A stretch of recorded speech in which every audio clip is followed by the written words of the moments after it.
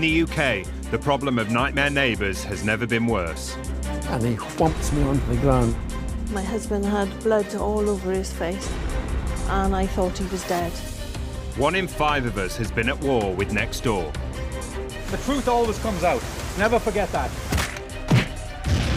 Flaring tempers can turn home life into a living hell. He had a baseball bat. Is this gangster land now? This time, the nightmare continues as we return to the neighbour disputes that just won't go away. In London, tempers continue to boil over the extension from hell. Don't put your up against my fence. In the Cotswolds, a conflict over money lent between friends gets dangerous. How's that? The engine was racing. She proceeded to drive straight towards Richard. And how a love for badgers and music meant these people's neighbours wanted them to leave town. But have they? I mean, we had a police helicopter here one night at 3 o'clock in the morning. What's that all about?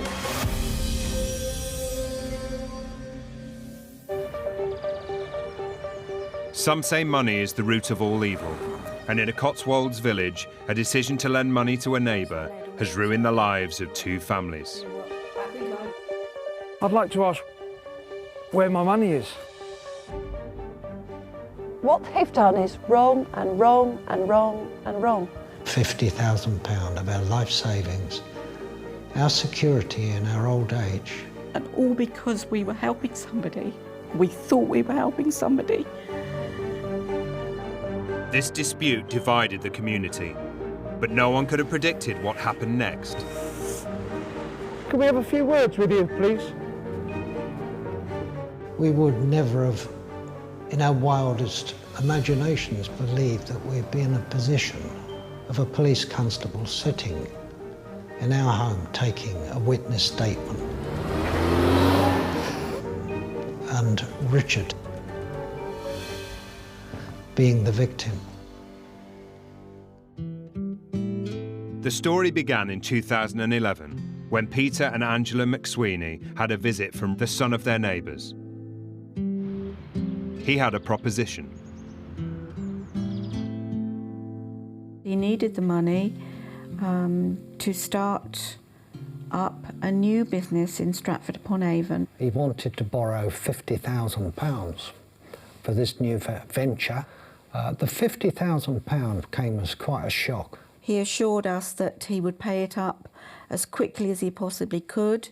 He shook hands with Peter and then off he went. The McSweeneys had known his parents for years, and they were more than just the people across the street. When we first moved in, the family were very friendly. She came over socially on many, many occasions, was always sort of ringing me up and saying, is everything all right? Don't forget, you can always call on me if there's anything needs doing. We trusted each other, absolutely. Unbeknown to the McSweeneys, the neighbour had also been to see Claire and Richard Mayman, who lived on the same road. They'd also agreed to lend money for the Stratford Cafe, £70,000 in total. There was a trust between us as decent people.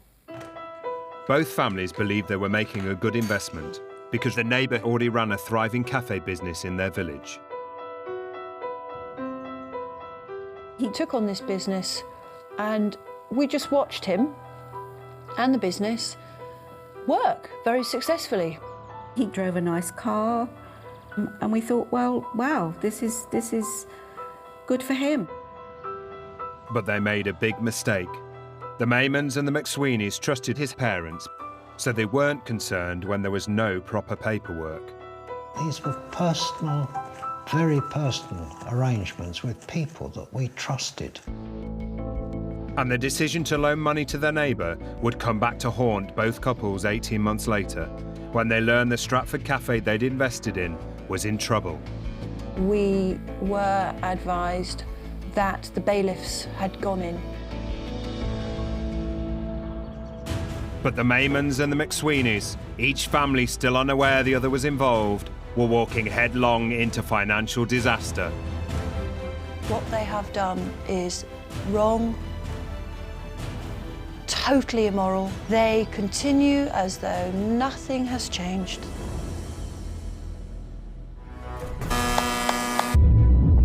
When it comes to arguments between neighbours, there's one issue that trumps all others: noise. The nail gun, it was unbelievable. Chung, chung, chung, chung, chung, chung, chung, chung, chung. Councils receive thousands of complaints about noisy neighbours every year. Neighbours like rapper Elvis Torresinza.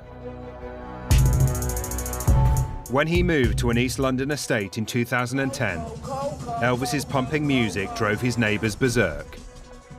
It was severe bass. The bass was quite bad and it was horrendous music. The way he portrays himself and the way he acts makes me think that he is threatening. And that's why I've actually never gone round there. But a year after the courts ordered him to hang up his mic, has anything really changed? He may be named after the king of rock and roll, but Elvis's music of choice is rap. Situation messed up. Was mum's words early morning getting dressed up. Ominously for his neighbours, the aspiring rapper wanted to record in the comfort of his own home. Got myself a job and worked there for a few months, saved up a little bit of money, and I started buying my equipment. Elvis was soon creating songs and uploading them to the internet in a bid to get noticed. And he certainly got noticed. Sometimes it wouldn't start till 1 a.m, so you'd think, oh yay, peace and quiet for one night. And then suddenly, when in bed, it would start and you'd be like, what? Would you ever start the music at 1 a.m? Never.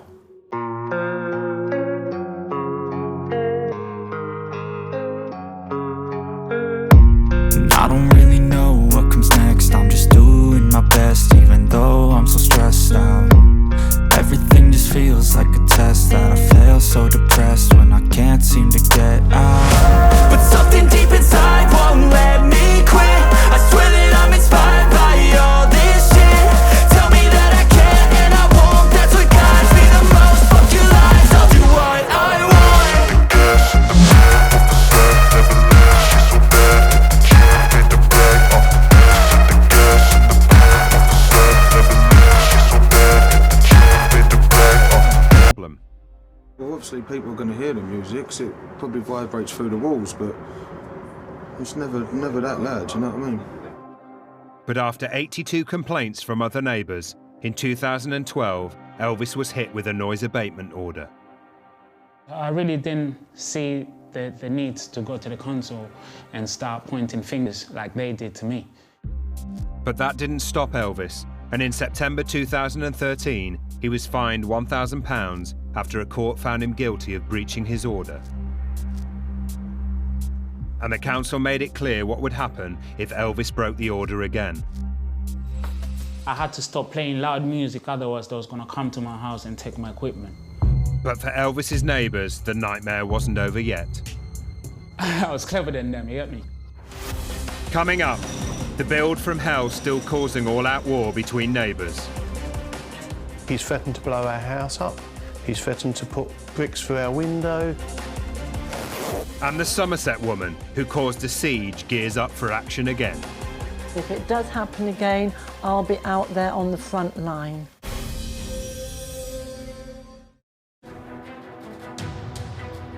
In East London, rowdy rapper Elvis had been ordered to turn down his music. When he continued to ignore warnings, the council took drastic action.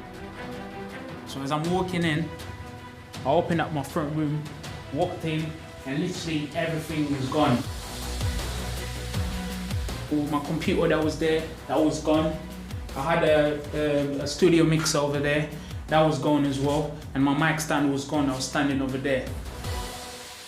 But Elvis had anticipated their move. Obviously the council must have thought, you know, they took all my stuff, but obviously they didn't take my music recording stuff. Luckily, you know, I was clever than them, you get me? I had moved my equipment to my brother's. I took my speakers, moved my monitors, and I took my mixer. On this occasion, Elvis had stayed one step ahead of the council, and he soon returned his gear to the estate. But it would only be a matter of time before his musical misdemeanours caught up with him. It's now more than a year since Elvis was found guilty of breaching his order. And on the Dagenham estate, there's no rapping, no beats, and no Elvis. It seems he just couldn't give up his musical habit, and on the 13th of May 2014, Elvis was evicted for noise nuisance and rent arrears. His neighbours finally had the peace and quiet they'd been craving. I lead a much happier life. Now I can go to work, come home, relax and go to bed when I want.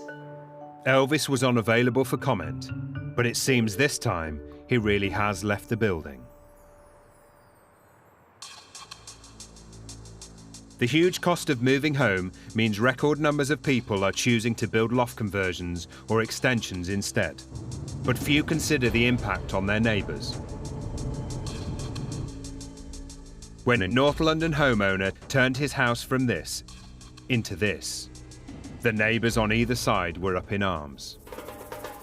He had no intention of listening to anything we had to say, and as far as I was concerned, the only people that would be able to stop him were the courts. 4 years on, I'm absolutely sick and tired of talking about it. Tony and Veronica Martin lived on one side of this three-way dispute. Next door to them was the neighbour, and on the other side of him was the detached home of Helen Corlin. Initially, the three neighbours got along well, but then the neighbour announced a plan to improve his home. I got an email saying that he wanted to dig within 3 metres of our property and said that the builder would be sending me some plans. The first Helen knew of the plans was when the neighbour turned up at her door holding a magazine. On the front of the magazine was a white double-fronted house, which he then told me he was going to proceed to make Next Door into. It was clear that the neighbour's plans involved greatly increasing the size of his three-bedroom end terrace to the rear and to the side. In his own mind, he was going to make this into an enormous palace that should have been sitting in an acre of land.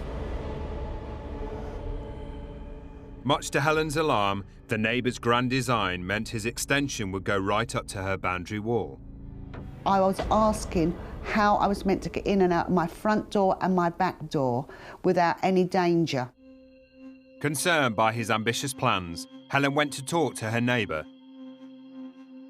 I tried to explain to him that we had a right to light and that the fact is that he would be blocking all our light out, and so he had would not be able to do it. When we first met, the neighbour declined to tell his side of the story, but according to Helen, his reaction to her objection was far from friendly. His reply is to start swearing and cursing and threatening, and that's when I said to him, do ourselves all a favour, we will do this the legal way and then we won't have to talk to each other. Helen told the council that the plans infringed her right to light, but they told her it was a private matter. I realised that they were going to pass these plans, and it was a nightmare beginning to brew up inside of me. Within days, the building work had begun, and the neighbours were worried by what they saw. They weren't what I would class as builders. There was no health and safety, there's no high-vis jackets, no hard hats, chaotic. At the centre of it all, directing the work, was the neighbour himself. He would strut around like a peacock. He's got the voice, and he'd make sure that everybody heard it. He just walks around so much like a cross between Del Boy and Ali G. As the neighbour's extension grew, Helen's worst fears about light were realised. You never seem to get the sunshine or the warmth into the house anymore on a nice day. You sort of always feel like it's winter. Her once light and airy house was now shrouded in darkness. Every day now, I can't even come into this room without having to put lights on. And the distance separating the two houses was just a few feet, or the length of Helen's mum's walking stick. The work hadn't been signed off by building regulations, and in Helen's opinion, it was unsafe. The wall's so dangerous, and we're just left living this nightmare, aren't we, Mum? Yes, definitely. They weren't the only ones. On the other side, the Martins were about to get a nasty shock. And the first thing I immediately saw was a huge crack, which literally went right across the whole hall. It just looked like it went on forever. So I come into my daughter's room and the crack went right along the top and all the way down the window. I was absolutely furious. I went running down the stairs to Miss Builders, who were outside talking to my wife, and called them all in. They just went, oh. And I said, well, you've got to be, what have you done? Just said, well, we'll fix it. But he just couldn't get the magnitude of the whole thing. And it was just no remorse. It was like, so what? And it seemed the neighbour also had some help with building techniques from an unusual source. The work was being carried out using self-help YouTube videos. Well, that's pathetic. It's as simple as that. That's the first I've heard that he used self-help videos to build a house. No, I knew he went onto the internet. He told me he'd searched on the internet. I find it absolutely astonishing that well, I'm gobsmacked by that. It was a terrifying situation for both sets of neighbours, and little did they know the nightmare was far from over.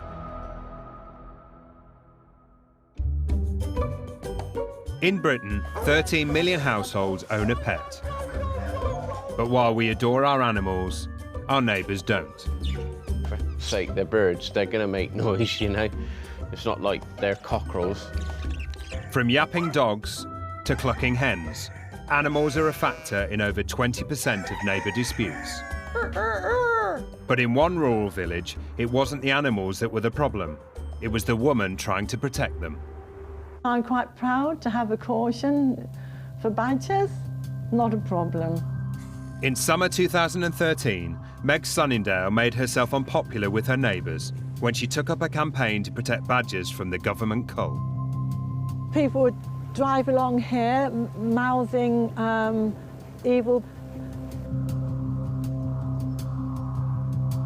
With most of the village against her, she reluctantly decided it was time to go. Meg has always dreamt of countryside life due to her love of all living things. I feel as if I'm part of nature. Everything I do, everything I plant, has to be beneficial for wildlife. And this is my fruit cage, which has all been shared by ducks, and the ducks have been very safe from foxes here. I do feel that animals need a spokesperson. They don't have rights. This area I feed the pheasants because I try to keep them off the hill where they're shot. Why do you love animals so much? I don't know. It's like asking somebody why they believe in God, isn't it? Soon after moving to the Somerset village of Withycombe, one type of animal gained a particular place in Meg's heart. In my life, I hadn't seen a badger, but I had badgers on my doorstep. I felt so privileged because it's not many people in this country ever see a live badger. Meg encouraged the badgers to her garden with food and developed a bond with them. They knew my smell, and if there's anybody else here, they wouldn't come near the door. But Meg was about to get a nasty shock. The government were concerned about the spread of tuberculosis in cattle, and as badgers are thought to carry the disease, they decided to embark on a cull. We just didn't believe it. We couldn't believe that human beings would be prepared to do that. Meg wanted to make an issue about it, which she definitely made an issue. When she discovered one of her neighbours was allegedly involved in the cull, Meg did something that would have dire consequences for the village. I just couldn't believe that he would be part of a badger cull. And my natural instinct was to name and shame this person. Meg put a poster on her gate naming the alleged shooter, and within days the press had picked up on the story. Couldn't believe that someone would be that, I don't know, stupid to actually do that. It was unbelievable. With his name all over the press, the alleged shooter was left fearing for his safety. I mean, he was that frightened for his family, his wife and children, that he moved them out of the village. Animal rights protesters began to descend on Withycombe, determined to disrupt the cull. This is the gate that a lot of protesters would have had to open and walk through to this Withycombe Wood. Our main aim was to be a presence. And if we were there, the shooters couldn't be. They weren't allowed to shoot too close to a person or a public footpath. But it's the cover where all the protesters were kicking off. Then they used to congregate under that big oak tree. So it didn't normally start until probably 2:30 in the morning. Just give you time to get to sleep. Started off with the lights, whistle, air horns.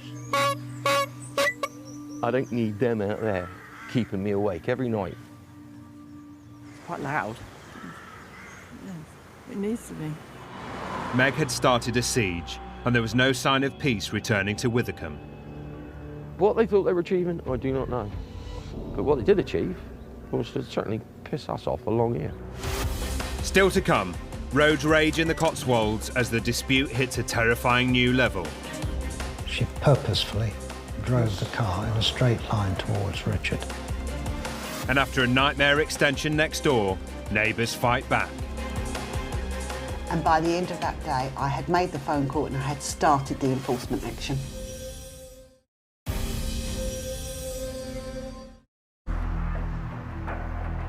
In Somerset, Meg Sunningdale was besotted with badgers, and in an effort to stop them being shot, she'd brought scores of protesters to her village. But her actions caused outrage, and by the time the cull ended 6 weeks later, Meg's reputation in Withycombe was in tatters.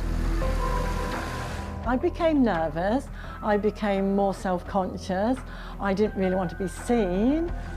So by September 2013, she decided to up sticks and leave the village. We will have to move, you know, we can't stay with a really bad atmosphere, can we? At the time, some felt it was a case of good riddance. She's come in, stirred it all up, caused plenty of trouble, and move off.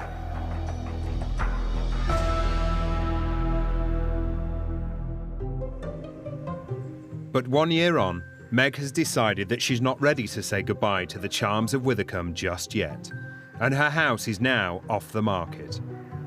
Although all is quiet in the village for now, further culls are scheduled for the area, and Meg's always been very clear about her stance on the issue.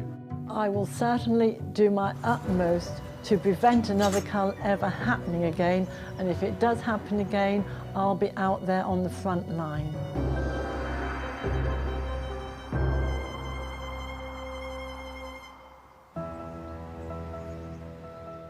In the Cotswolds, Peter and Angela McSweeney had loaned £50,000 of their life savings to a neighbour and were reassured by his mother that their money was safe. You'll get your money back, even if I have to sell my house, was the promise she made. But 18 months later, the McSweeneys had a visit from his father and soon realised their investment was in peril. So I opened the door and he was in quite an agitated state. He said, we've got problems. He said, the bailiffs are in. So he said, I need some money. The McSweeneys refused to give any more money and demanded a formal meeting. I needed to check legally to see that we had a contract really, which was a valid one. They stood up in unison as though they were acting out a play. And said, if you take legal action, you'll get nothing.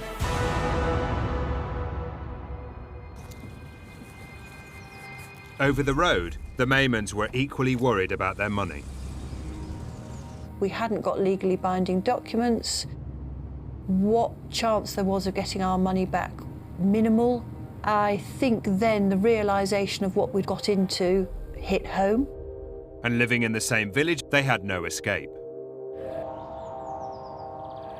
This is...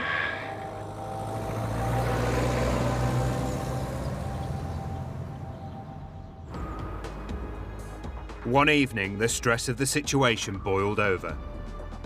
Wanting to show how she was feeling, Claire parked outside their house and sat there revving her engine.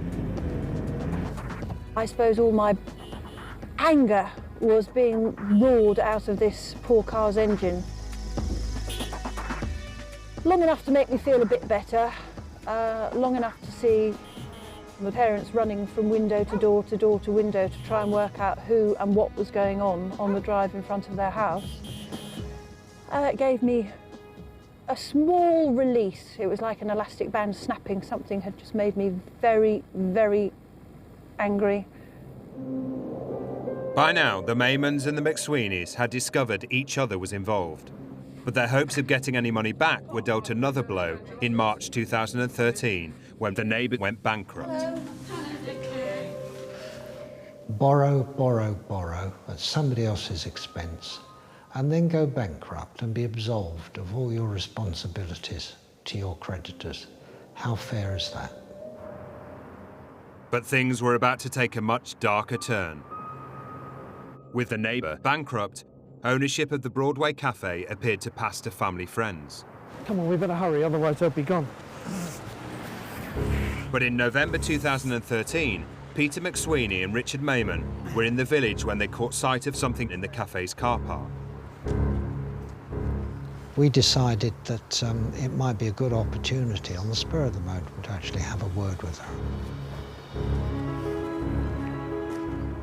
Hi, is that Richard here? We're making a programme. Yeah, good luck to you, Richard.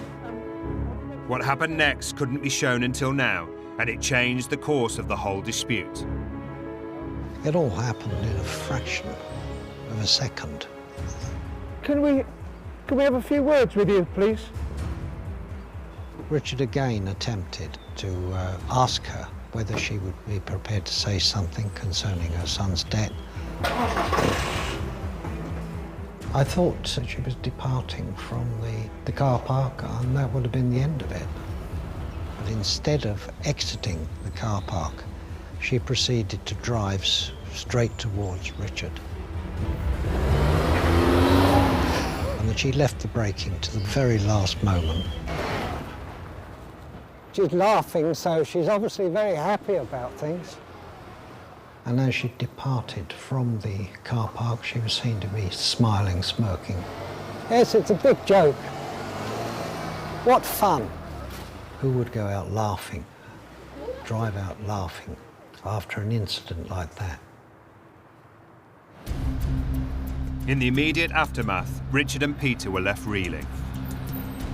To think that the situation has got to the stage of her driving her car at me is, it leaves me speechless. We'll just have to see where this now leads. It's very unfortunate.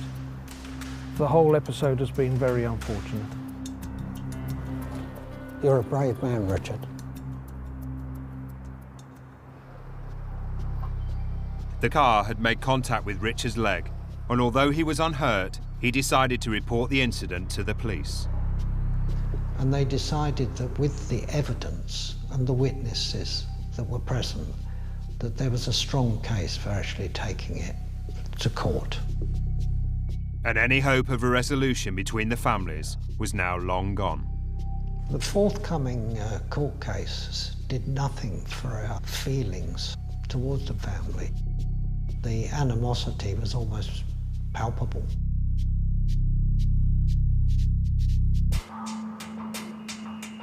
In North London, the Martins and Helen Corlin were up in arms over their neighbour's extension. It makes me feel totally claustrophobic, and I literally feel like the walls are coming in on me. Cracks in neighbourly relations were growing by the minute. As soon as Veronica saw this, she screamed because she thought the whole house was going to fall down. For both sets of neighbours, enough was enough. And when Helen refused to allow scaffolding up on her property, the gloves were off.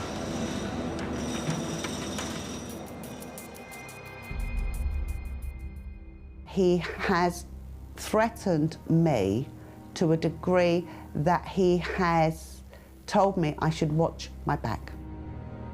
Helen wasn't alone. He's threatened to blow our house up. He's threatened to put bricks through our window. The neighbour claims these were nothing more than empty threats, but despite the intimidation, Helen refused to give up. We did a right to light survey, which was paid for by my insurance company and their legal team. And we took it to the court, and from our local court, it was sent straight up to the High Court. After 2.5 years of misery, it seems she finally had some resolution. And he gave me an out-of-court settlement of £30,000 in damages and £7,500 in legal costs. It's now 18 months since the court settlement, and it seems the sweet taste of victory has soured. While the neighbour paid the majority of the money owed to Helen in instalments, there was a dispute over interest, which he didn't believe he owed. Helen was having none of it. So by this time I said, don't worry, I'm going to do this my way now, because I was just fuming. And by the end of that day, I had made the phone call and I had started the enforcement action. With over £2,500 still owed to Helen, court sheriffs were instructed to collect the money. I was away, and my friend across the road texted me that the High Court enforcement officers had arrived, and they were then manoeuvring their vehicle, and so that he could not get out of his driveway. They refused to move their vehicle and stated that if he didn't pay up, they would then seize, ready to auction, his vehicle. With that, he then paid the bill, and they were able to go away and successfully finish my business. The neighbour disputes some of this story. He says there was only one officer and his car was not blocked in. He did, however, pay up, and it's not the only progress Helen has made. This all started about 5 or 6 weeks ago, so it's all quite new for us as well at the moment, and we're just still getting used to it.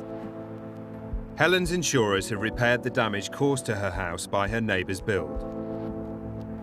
The neighbour insists he was always going to do the rendering, but Helen scared his builders away. He says he was happy to pay her insurers for the work.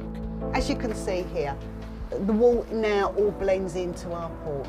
It looks a lot cleaner, the lines are a lot better, and it's made us all feel a lot better as well, that we're not looking at that awful breeze block anymore.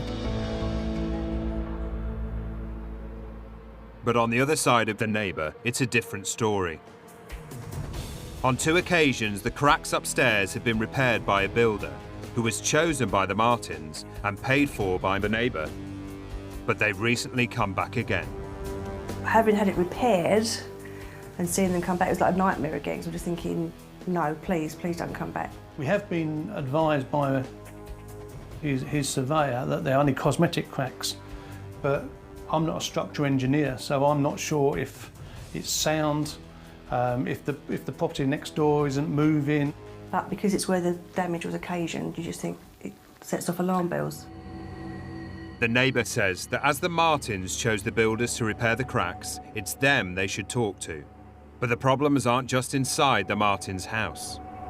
The loft is built on the party wall, but as you can see, the beam sticks out.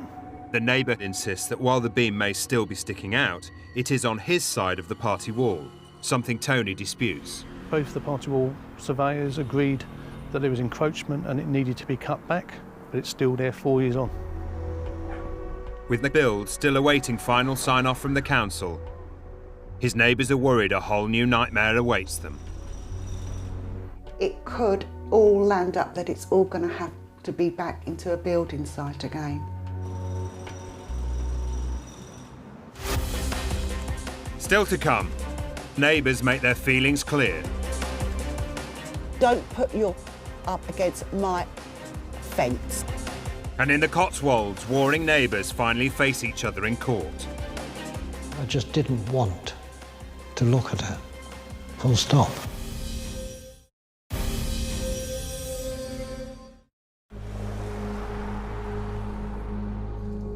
In a quiet Cotswolds village, a financial dispute between neighbours had suddenly turned physical.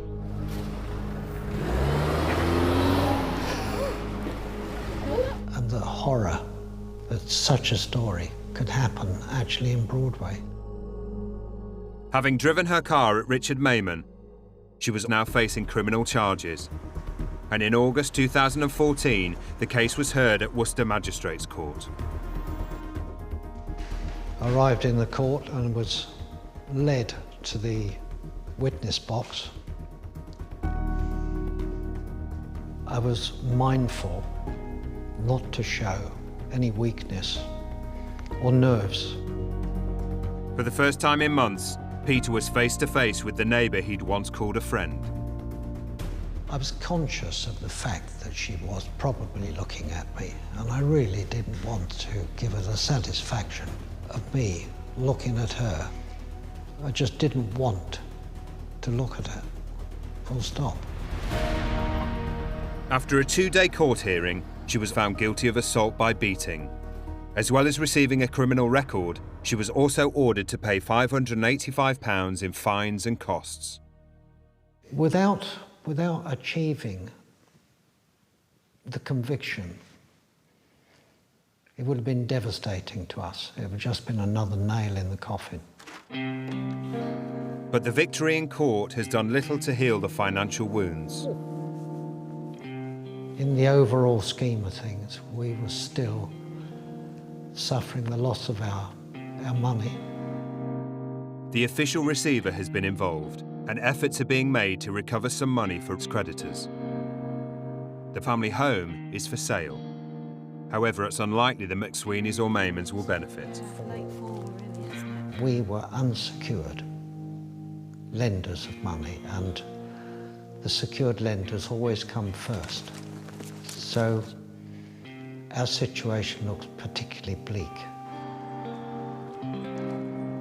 Of the £120,000 loaned by the two families, the neighbour paid back just under £13,500 before bankruptcy. Although he's no longer registered as bankrupt, he hasn't paid any more money to the families. We will be able to draw a line under all of this when we depart, but not before.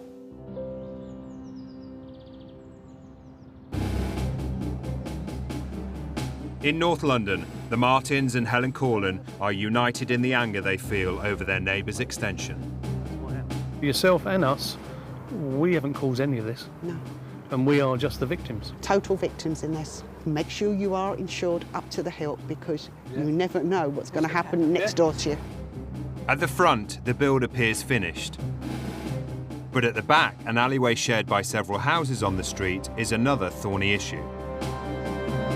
The neighbour says he's already cleared any building debris that was blocking access for his neighbours. Tony disagrees. There was some rubble taken away, but obviously he's left the bulk of it. And because we can't get to our garage and to our fence, this has just grown up. Their neighbour has told us his wife has recently cut the grass in front of Tony's garage. But the neighbour whose house backs onto his has made his feelings about the rubble very clear. He's put a very polite notice which makes it quite clear that he doesn't want the rubble or any more rubbish leaning against his fence. Don't put your up against my fence. In 3 signs all the way along the fence, and I cannot blame them at all because they've had to incur all the costs and the rubble is still up against their new fence. Surrounded by angry neighbours, Tony reckons his neighbour is now keeping a low profile. About 2 months ago, I was taking my eldest daughter to hockey. It's about 7:30 at night. We come out, we just got in the car, and just as I was going to start the car, he was pulled up in his Mercedes. Saw that we was in our car, so therefore he reached over to his driver's glove compartment and literally laid across the car like that. So we sat in our car for 10 minutes. All the time he was laying across the front seat. Well, if that's not trying to avoid someone, I don't know what is. The neighbour flatly denies hiding and says, why would he want to? If it was funny, then I would laugh, but it's not. We are trying to get our property fixed. His neighbour's build has yet to be signed off by building control, and until it is, some serious questions remain unanswered. I'd like confirmation that their property is structurally sound. Yeah, and that it wouldn't cause any more damage to our property. That everything's been done according to, I don't know, the rules and regulations, basically. It's all in the hands of the council now and the building regulations. If they find it to be safe, I will be very, very...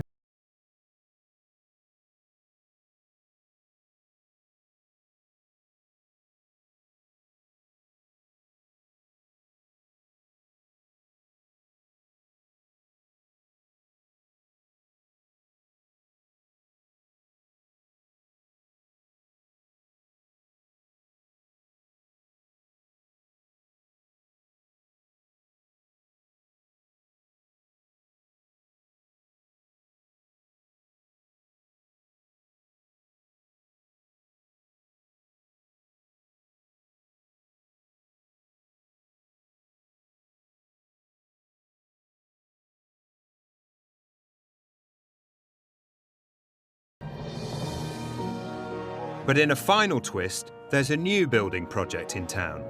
Only this time, it's Helen in charge. She's working with developers who are hoping to build a house on land at the bottom of her garden. And I might actually be a raving lunatic to say that I want to do this, but I'd like to show how things can be done properly without upsetting everybody else in the road.